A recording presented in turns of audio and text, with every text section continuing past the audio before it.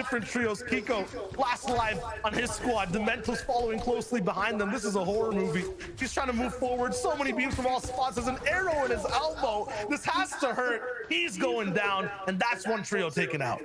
You know, sometimes you take arrows to the shin, but there's nothing like an arrow to the elbow. That's going to knock you down. That's going to take you out. But now Podesai one last MXR with back, like very last place right now. They have been very inconsistent. They were going down to Stealthy Stronghold. In fact, game 5, they were kind of splitting some randomness. But now maybe they could come up and kind of shake up that bottom of the board, because right now they're affecting this rotation right here just by being here.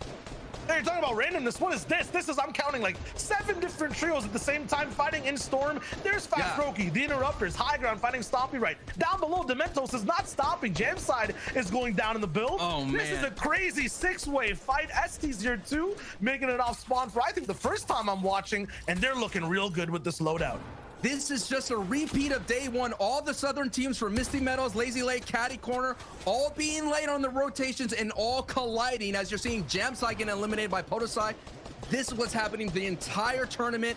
It looks like it's gonna be a repeat in day 2. If any of these trios want to get better for the day in placement, they just have to avoid this kind of white line engagement that's happening right here, Shayo. This traffic jam hasn't stopped, and this is game 7 out of the 12. It's gonna get crazy as the day goes on too. These are teams playing conservative. Bad Sniper inside Storm, eating some damage, looking for an angle. Not gonna really find it, but has some meat to eat, so it's all good on his end. Once again, in terms of reading what's going on screen, it might be confusing. You know, there's health bars to watch. Once that threshold thing pops up on the right side as well, that's like an extra health bar to kind of show you guys how the trio's doing. If they're about 300, 400 damage above, it's really good. Anything below that, sometimes they could be in trouble. There's even more trios though, still inside the store, so far back. Okay, never mind, it's the reverse side. They're actually in. Everyone's looking good. Oh, look at this, so many people, Sancho, playing side by side, close together, and like this is gonna be rough rotates all the way across. A very nightmare type of rotation if the zone keeps pulling north, but also a nightmare start for Red Rush, Asterios, and Mappy down already. Our 3rd place team is out. That gives room for 4CR, Tasted, and Nate to move up the board, and Queasy, Trulix, and Jerky right now. Like, you nailed it, man. They've been holding on to height. They will be at height. Like, about 4 out of the 6 games, they were on height, and they got it taken away from them. And only one of them, they were able to hold on and get a victory royale. So expect this team to continuously to fight for height, to expend all their mats to hold on to height, do whatever that they can, because they're all in for that strategy. And when you go all in, you saw it already, they get down into shambles. But I'm expecting them to at least get 1 or 2 victory royales here today. This is such a weird game though. Yesterday we were watching organized driving, basically everyone in their own lanes, way far away. They were, you know, following traffic laws. This time I'm watching bumper cars. I'm looking at trios just bouncing off of each other, shooting over and over again. No one is leaving space for anyone to walk by. Even Nate, so far away from his trio, is looking to affect this one. Trulex getting hard beamed. This is troublesome. This is just what it means, that how much eliminations are. 2 points apiece, Shile. Expect people to go for more elims because they have to make up some ground to catch up to the top of the leaderboard. Everyone's also just bunched up at the south side right now. There's a river all the way in between. Some elevation will be tricky to actually navigate. There is one big hill, and there are some kings on it. A god trio maybe who's watching, kind of an opposite lifeguard on this river. They're actually looking to take out people who might be drowning, and everyone's gonna have to start to swim in just a second. Jerky's already down, so Trulix and Queasy are already looking bad, and look at who they have to go by. Snazy, Andalex, Tuz Kiriachi, Shakel's up top. This is like playing a game on the hardest veteran difficulty, and you have no ammunition. Your movement speed is slower as well. I don't know how they're gonna get out of this one. This is going to be a ruthless rotation. All eyes to see who could be able to look at all the hard mats already expended here, because they have been box fighting. They have been trading blows here. The entire south side of the map here in zone 4. Let's take a look at it. Yes, so many trios are on the south side here. The north side is still a little bit going to be troublesome, but not so much. And there's already a team right there in the orange in the middle of that map. They're going to have strong positioning. That is the high point of this section. But the river is available for rotations. On the top right of your screen, that is Squeeze's trio, who've had a rough start to their tournament run. Shifting down to Camp Cod, having trouble with Storm Surge, not being able to get what they normally do. Let's see how they do here in day 2, making those adjustments. No one's holding anything back. Stormy Red already going down. Tuz Kiriachi, they need consistent games. The reason they're inside the top 10 right now is they're really good on placement. Just like all these teams you see on your screen, they're lacking eliminations. Janus and Chapix doing their classic, what we saw yesterday. Low ground mountainous rotation. Every time they end up doing this, the zone plays for them. I'm not sure if this is like a type of rain dance, but they get every zone when they're in this position. They look good while doing it, and they end up clutching games. We already saw who's at height holding it. It is Vidil's trio who've made those game plan movements that they were talking about, those adjustments. They said on social media, we have a plan. We saw yesterday, they were kind of just pushing everything, getting in some scrums in mid-game, rotating late, but now they're early, and now they have prime position to get beams. So now they're changing up their box fighting mentality for Storm Surge, and they're just going to do it from a distance. Wow, I'm impressed. And they came through yesterday with a crazy win in the first game as well. 12 total eliminations. Looked really good. Are these guys hot starters though? Because after that, it was just mistake after mistake. They fell down the board and they're in 16th place now. They used to be first on the day and they ended at 16th. If they could just chill out a bit, just don't use the NOS, don't use the the turbo, just kind of just ease off the gas just a little bit, coast, put that bad in close, and maybe they could just get on through. Because when they get to in game, they're dangerous. We have yet to see them perform in this tournament at in game. Jason 4ZR Nate, similar type of circumstance. They just need to end up grabbing this game for themselves. I watched a lot of people rotating beside them. I'm still feeling a little bit of a survival vibe from this trio. They're not looking to be in a big spot to win the game currently, but at the same time, they have a max zone to rotate. So let's hold off on that for a second. Tayson getting tagged from the right side. There's even other trios rotating later than this. They have to move through a maze. They don't have a map. They're not sure what's going to be in front of them right here. It's going to be Wakey and Floki into Sipto setting a trap. Andalex uses the river and goes by fast. MXR Wild Last Podicide, they're moving too. And right above them is Bad Sniper with Andretta as a solo player. Refgord and Savage down. How did this happen? This is your first place team right now, cumulatively over the 7 games. I know it just says 7 points right there, but that's just for day 2. The first place team has 1 person left. If Andretta goes down, their team stops getting placement, they might drop out of first. All eyes are on Andretta for this end game, and there's so many people looking to take him out to try to grab the lead. Andretta has to go back at the time machine. He finished 24th in the World Cup solos, so he could kind of dip into the past, pull that rabbit out of the hat. Maybe there's some magic here because his job is just all about getting placement as many points as possible before he gets lobbied. Oh no, this is trouble. This is the 3rd time I'm watching this happen. It happens. This happens, CS. It happens. Throwing things close range, they're so lethal though. Look at Boobox's health just go down more and more. Now he's at 30, used to be at 100. He's going down to 20 as well. It's so hard to run away from those Stingfish, but once again, you use them in close range, they end up doing damage to you as well. This entire box too, this complex of builds has so many top trios and making sure he medkits up. These guys are going all in on their HP. They're looking to just take this end game by storm. Oh yeah, and the Storm has already moved away from all of our competition. The first moving has been revealed and is going back towards Dirty Docks. This is going to be a very dirty, a very dangerous rotation. And Thomas AC and Austin Flick, we said that day 2 is their day. Are they going to be able to seize it and have that pop-off game, Shio?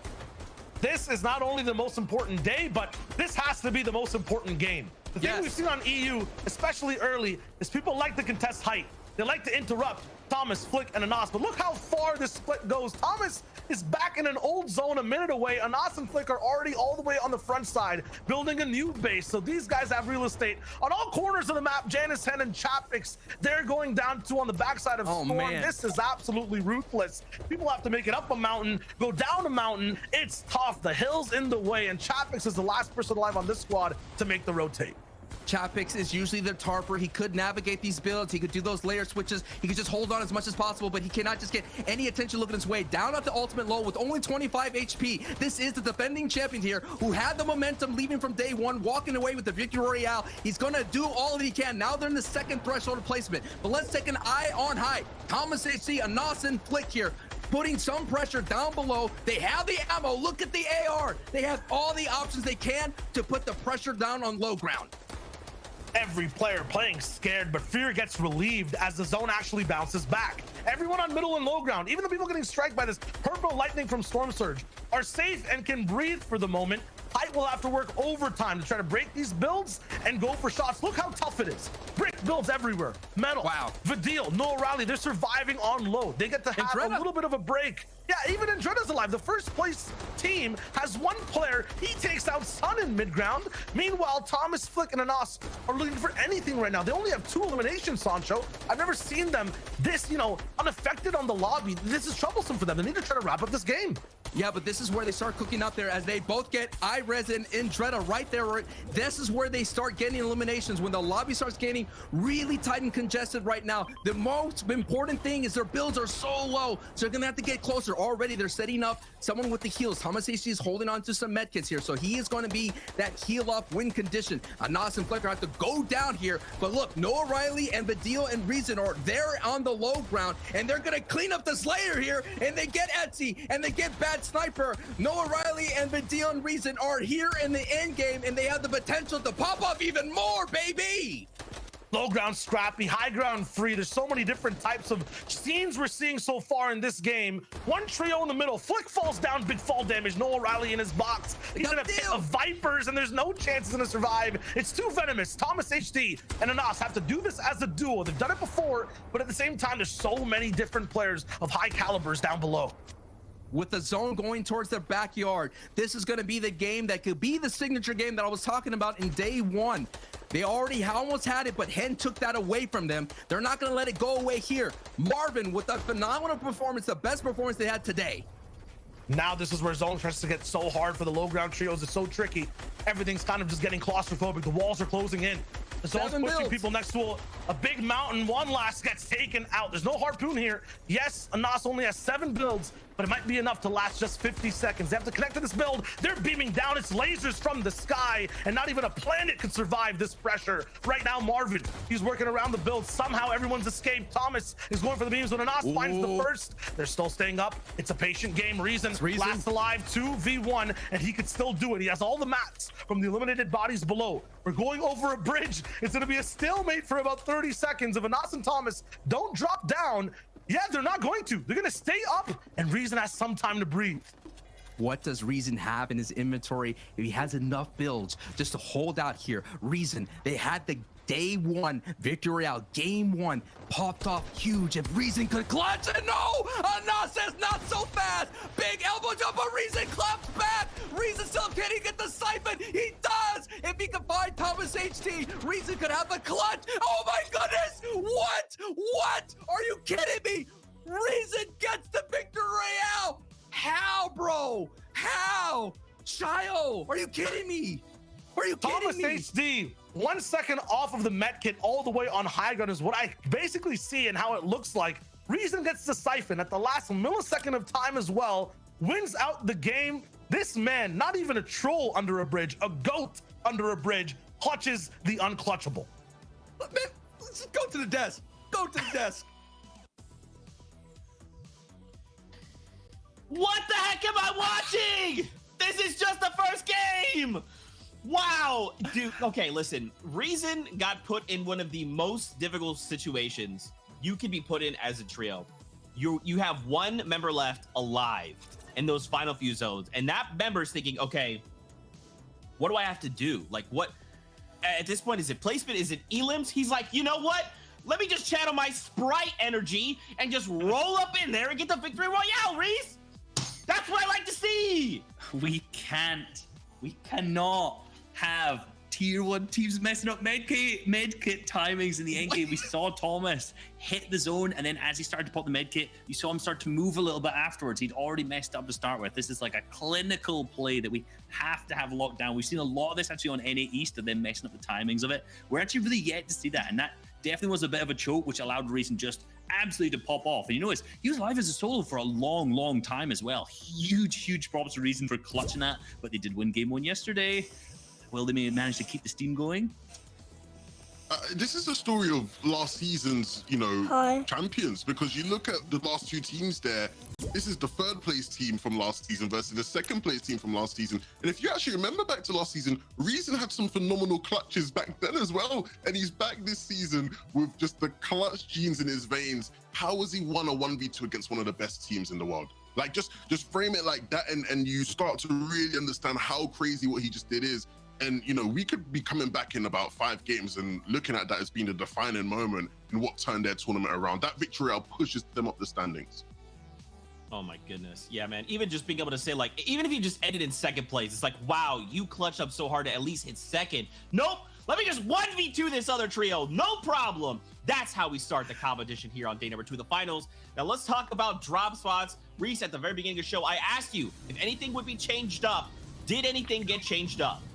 Minorly. Look, minor things changed up. Okay. But some things don't change there, Zeke, because you know what? If you ever watched Kiriachi's gameplay before, this team's been dropping here for a long, long time. But what's very, very important and very, very critical